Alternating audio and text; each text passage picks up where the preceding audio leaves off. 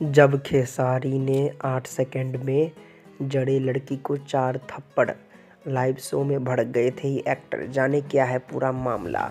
Bhojpuri star Khesari Lal Yadav अपने काम से ज़्यादा अब विवादों की वजह से चर्चा में रहने लगे हैं। उनके आए दिन कोई ना कोई नया मामला सामने आ ही जाता है। ऐसे में अब लाइव स्टेज शो के दौरान मारपीटाई को लेकर मामला सामने आ गया है। भोजपुरी के ट्रेंडिंग स्टार खेसारी लाल यादव और पावर स्टार पवन सिंह का विवाद किसी से छुपा नहीं है। दोनों के बीच पिछले काफ़ी समय जुबानी जंग छिड़ी हुई है। वहीं जब दोनों स्टार शांत होते हैं तो उनके फैंस सामने सामने आ जाते हैं। इनका विवाद इस कदर बढ़ गया है कि आज ये जातिवाद पर अटका है। खेसारी को पवन सिंह के फैंस किसी न किसी वजह से ट्रोल करते रहते हैं।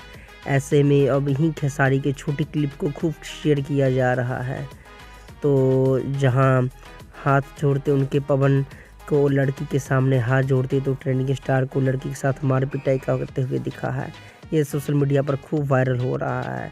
इसके बारे में आपका क्या कहना है और हमें ज़रूर बताएं। और जी हाँ, आप खेसारी को पसंद करते हो या फिर पवन सिंह को पसंद करते हो, ये भी ज़रूर बताएं। धन्यवाद।